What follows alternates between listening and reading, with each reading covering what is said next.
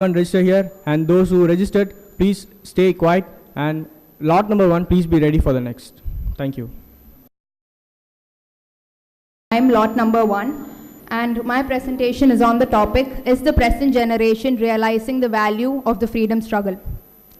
So, everyone tries to dismiss the youth of today by saying that these kids of today do not value anything. But I don't think that's fair or a correct statement. I believe the youth of today care a lot about freedom struggle. More than 65% of the Indian population is under the age of 35, and more than 50% are under the age of 25. This makes India one of the youngest countries in the world with the highest workforce. These statistics are enough to prove the potential of the young generation and the impact that they can have on the future of India. On December 18th, when Mohammad Bouazizi set himself on fire, little did anyone know that it would ignite a whole movement that would topple the dictatorship in the Arab country and would establish a democratic government. Such is the might of youth.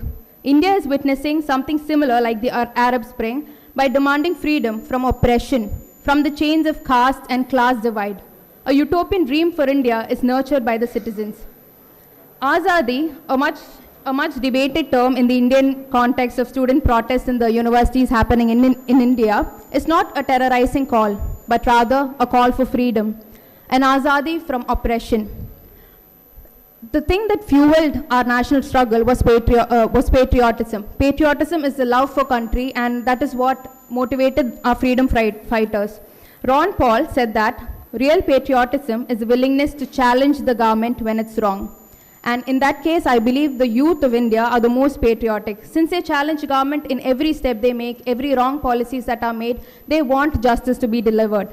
The voices of dissent raised by the passionate youngsters will steer the country in the right direction. Some may argue that the youth of India, they have not experienced the bondage under the British rule and that they have heard only tales about the freedom struggle, so they don't know the value of it. But I beg to differ. I believe the youth of today are educated and enlightened, and they know the value and the sacrifices that were made for the freedom that they enjoy today.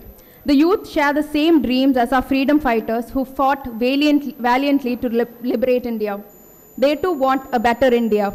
They fight for freedom from injustice, corruption, and so forth. They want an India with equal opportunities for all. Women and child welfare is their objective. We have been witness to this in the modern age. We would all be familiar with this protest that happened in New Delhi when an innocent victim lost her life to a brutal crime, Nirbhaya, and thousands of youth gathered in solidarity, and the result was amazing. Nirbhaya Act was passed in 2013, which made the laws for sexual offences a lot stricter, and all the 6 accused were convicted. This is Versova Beach in Mumbai. This is how it looked before 2016. And one man, just one young man called Afroz Shah of 35 years, started this whole movement which turned out to be the world's largest cleanup drive. And this is how the beach looks now, and that is Afroz Shah. It was quoted about Afroz Shah in an article that he will continue to be an icon for this generation, where citizens take matter into their own hands to achieve our dream. I believe this is the whole point of my presentation, that youngsters are action takers. They're not just decision makers, but action takers. They take matters into their hands and want to achieve all our dreams. So this is, the floods is another example. The youth are always criticized for being in social media all the time. I hear it from my mother all the time. You're spending so much time on WhatsApp, you're wasting so much time. But it is this one time when the very media that was criticized was used to help thousands of lives. They created a whole internet war room where information and SOS signals were passed promptly and quickly and help poured in from all corners. The youth came down in thousands to help a lot of people, regardless of religious differences or caste differences. I think the youth represent the ideal nation that our forefathers dreamed for us. They want a nation of communal harmony without communal conflicts. There is this interesting anecdote which happened wherein, I don't know if you would have heard of it, where a Hindu woman named her child after a Muslim man who saved her during the floods.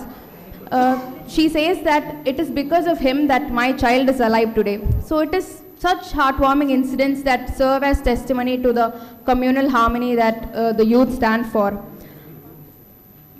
Democracy is the central pillar of the freedom struggle, and the youth fight to sustain it. Baba Saheb Ambedkar, in his concluding address to the Constituent Assembly, stated that political democracy cannot last until there lies at the base of it social democracy. It means a way of life which recognizes liberty, equality, and fraternity are not to be treated as separate items in a trinity. They form a union of trinity in the sense that to divorce one from the other is to defeat the very purpose of democracy. I think this is what the youth of today do. They stand for liberty. They demand freedom. They know what their rights are and they're asking for it. They demand equal opportunities. They demand equal rights, and they stand for brotherhood. And the power, as we just saw, the statistics shows that the population of the youth is a significant amount, and they have the power to influence the future of India. The vote is in their hands. As we saw in a very recent Tamil movie, Uruviral Purachi, so they can really make an influence to impact the future of India. To conclude, I would say that they want an India of Gandhi, an India without poverty. They want an India of Ambedkar, an India without caste divisions. They want an India of Nehru, a united India. Ultimately, they want to make India a better place for all to